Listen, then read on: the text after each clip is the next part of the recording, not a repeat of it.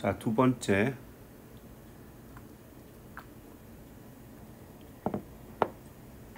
두 번째 이야기, 존재론.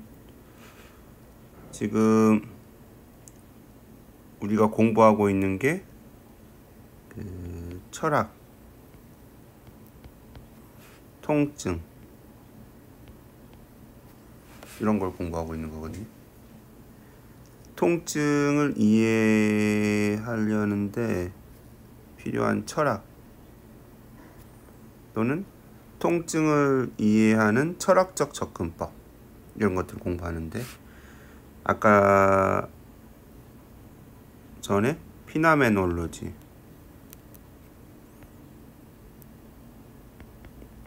현상학을 공부를 한 거고요. 이번에 하는 거는 이제 존재론, 이그지스텐셜리즘. 이그지스턴스가 존재, 이그지스텐셜리즘은 존재론. 존재론은 어떤 자아가 존재하기 위한 조건에 대해 연구하는 학문. 나는 누구인가? 나는 왜 지구에 있는가? 나는 왜 태어났는가? 이런 거에 대한 이제 근본적인 문제 인식이 철학인 거죠. 통증도 비슷한 상황이 생기는 건데, 통증 환자, 나는 왜 아픈가? 나는 왜 아파야만 하는가?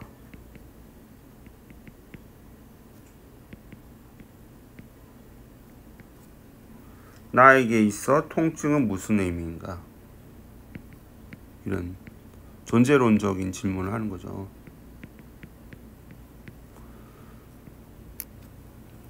존재론은 알버트 까미 잘 아시죠? 까미, 시지프스 신화. 까미가 이제 대부, 여러 사람이 있는데 그 중에서 이제 제가 끌어온 거예요. 설명을 하기 위해서. 존재론에서는 이런 말들을 하죠. 인간이라는 존재, 인생을 살아가는 인간의 존재, 절망, 디스페어. 내가 여기 외계인 같아. 외계인 같은 느낌. 나는 누구인가? 그런 느낌, 존재로서 가지고 있다고 그러고요. 그 다음이 radical freedom. 나는 선택하고 싶지 않아도 선택할 수밖에 없는 자유. 그걸 이제 radical freedom이라고 하는데, 내가 아픈 이 순간에 이 통증이 나에게 어떤 의미인지 선택을 할 수밖에 없는 거죠. 그거는 저절로 되는 거.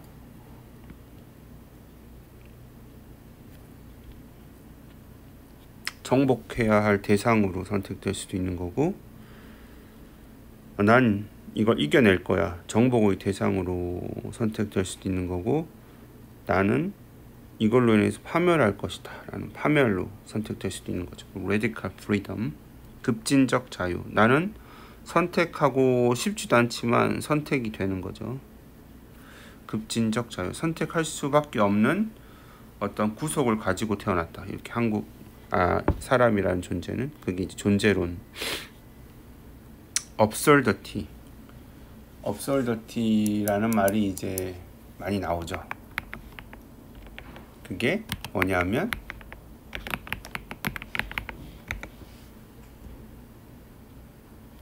모순,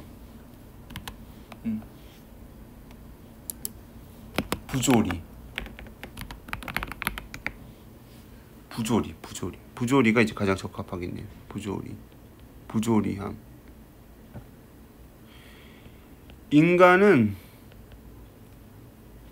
인간이라는 존재는 부조리한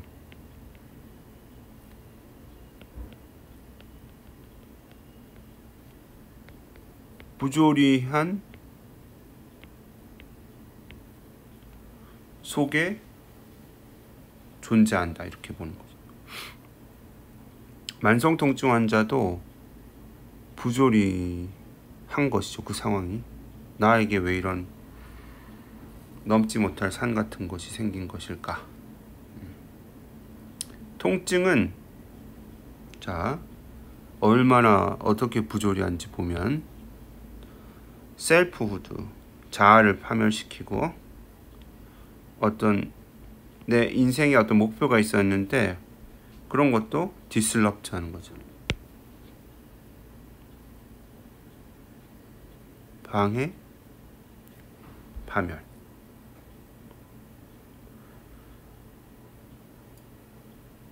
자율성, 오토노미. 그리고 어떤 존재적 의미, 이런 것들을 언더마이닝.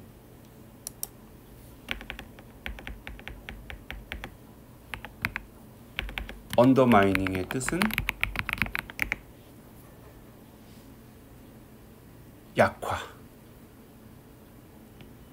약화시키다. 내가 뭔가를 할 수도 없고 통증을 가진 나라는 존재는 의미가 없어 보이기도 하는 거죠. 그런 게 이제 통증이 만들어내는 존재론적인 문제다, 이렇게 볼 수 있겠죠.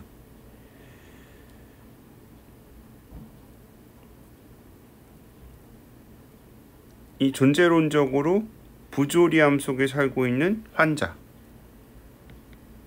환자는 존재론적으로 보면 그 환자가 잘 설명되지 않더라도 교통사고 환자나 산재사고 이런 환자들 MRI 이상 별 게 없어. 근데 아파. 저스티피케이션이 안 되는 거죠. 그렇다 하더라도 존재적으로 보면 설명이 제대로 잘 안 된다 하더라도 치료를 요구할 권리가 있다라는 거죠.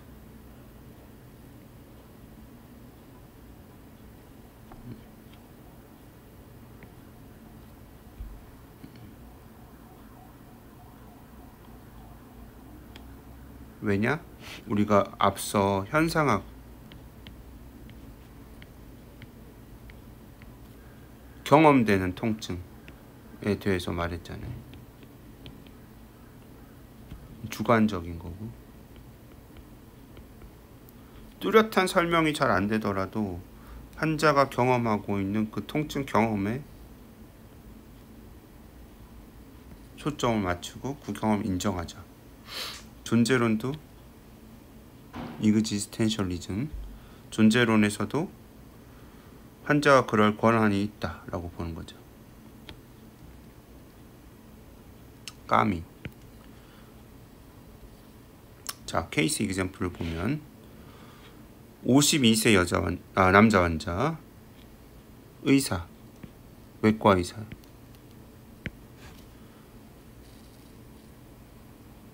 척추 수술을 받으셨다고 그래요. 그 후에 만성 신경병증성 통증 이런 분들 좀 있죠. 계속 아프다고 하는 거예요. 병원에 오시고. 이렇다면 이분은 이제 존재론적인 문제에 이제 부딪히게 되는 건데, 나는 의사였는데 지금 그런 작업을 제대로 못하는 거죠.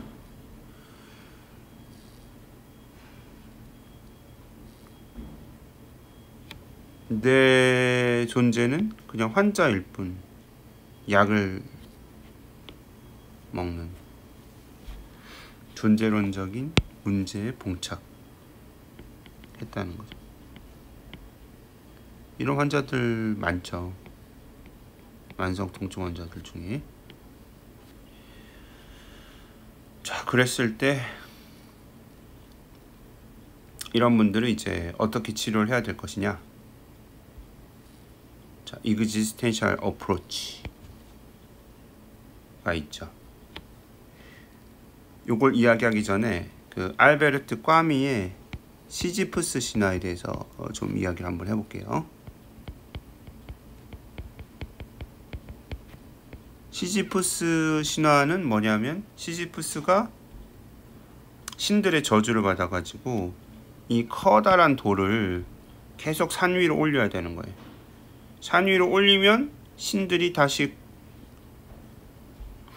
돌을 바닥으로 떨어뜨리고, 이 사람은 영원히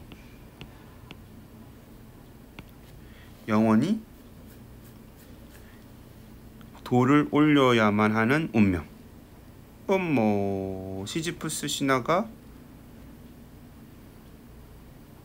비단 시지프스 개인만의 어떤 생활은 아니고 사람, 환자, 이런 비유가 되겠죠. 만성 통증을 안고 살아야 하는 시지프스 같은 처지에 놓인 환자, 이런 비유인 거죠. 근데 이제 알베르트 까미는 이 시지프스가 힘들거나 절망적일 거라고 보지 않았다는 거죠. 행복하다, 이 사람은. 까미는 이 시지프스 신화 비유를 들면서 어떻게 이야기했냐면, 이런 시지프스 처지가 된 사람은 가장 나쁘게는 자살, 포기해버리는 거죠.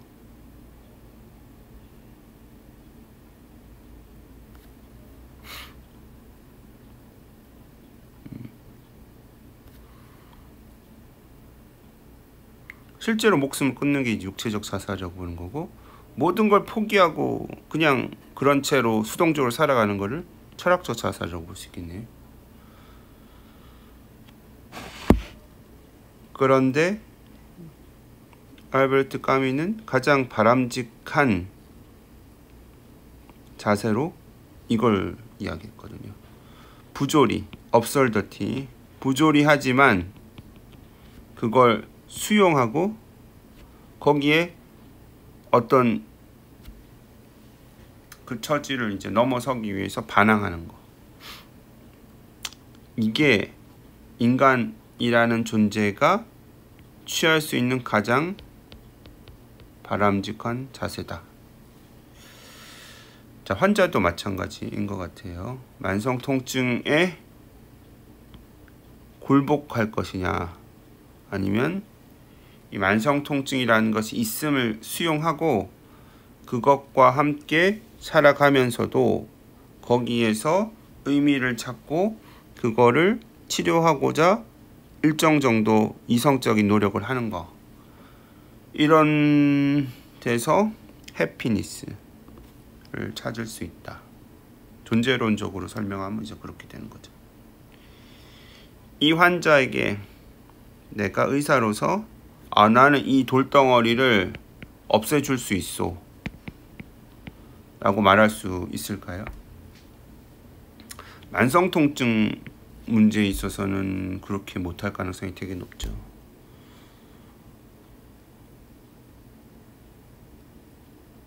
그러면 어떻게 해야 되느냐? 아이 뭐 포기하고 사세요. 또는 실제로 만성통증 환자분들이 육체적 자살을 선택하는 경우들이 좀 있죠. 그러니까 존재론적으로 이렇게 설명이 되는 거고, 근데 가장 바람직한 거는 그 공감하고 만성통증이 있음에 대한 어떤 부조리함을 이해해주고 그걸 수용하고 그거를 이겨내기 위해서 치료받는 어떤 과정에 있음, 그걸 도와주는 게 의사. 존재론적으로 보면 의사의 역할은 그렇다라는 거죠. 바람직한 역할. 철학이라는 건 정답은 없는 거잖아요. 그 철학자가 긴 사유 끝에 이게 가장 타당할 것 같다. 공리 이런 걸 내세우는 게 이제 철학이다. 이렇게 보면 될 것 같고요. 자, 이 비유를 토대로 해가지고 실제로 이그지스텐셜 어프로치, 존재론적으로 통증 환자들 어떻게 접근할 것이냐, 그 한 환자, 만성 통증 환자가 그런 정체성이 이제 럽처된 거, 파괴된 거를 인식하는 게 이제 1단계 인식. 내가 한 외과 의사로서 그 신경병증성 통증 때문에 자업을 제대로 못하는 거, 내가 의사로서의 존재에 문제가 생긴 거, 이걸 이제 환자도 인식하고 의사도 인식하고, 그 다음에 그런 그 파괴된 존재적 의미를 어떻게 재건할 것이냐, 리컨스트럭션. 이게 또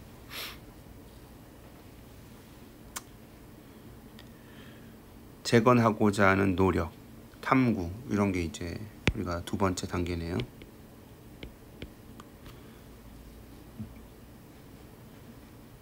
속박되어 있지만 우리는 뭐다? 라디칼 프리덤을 가지고 있어서 선택할 수 있다. 자유. 그 구속된 상태. 도를 끌어올려야 하는 부조리함에 있지만 그 속에서도 내가 행복할 수 있는 자유를, 프리덤을 선택할 수 있는 거죠. 그러니까 레디칼 프리덤.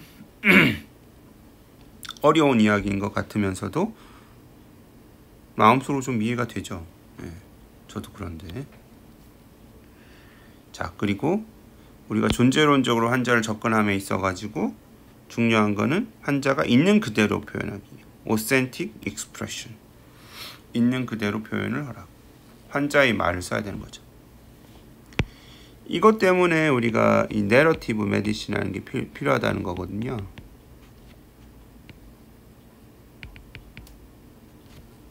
있는 그대로 쓰는 거.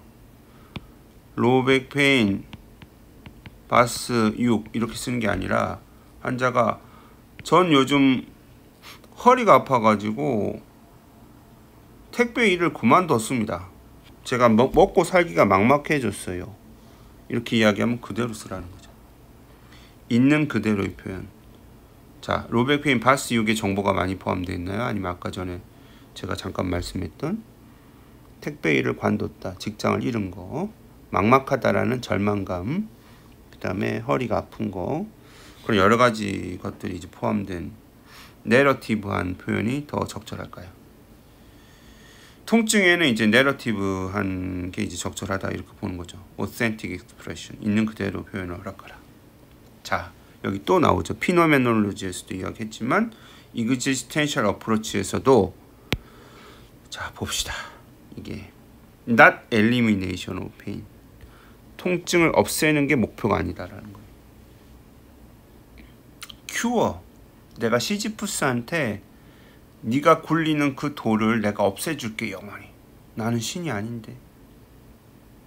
그거보다는 현실적인 거는 reconciliation.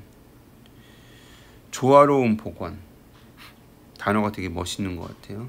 reconciliation. with existence. 존재론적으로 환자를 도와주자. 어떤 거를? 나의 존재론적인 일치감.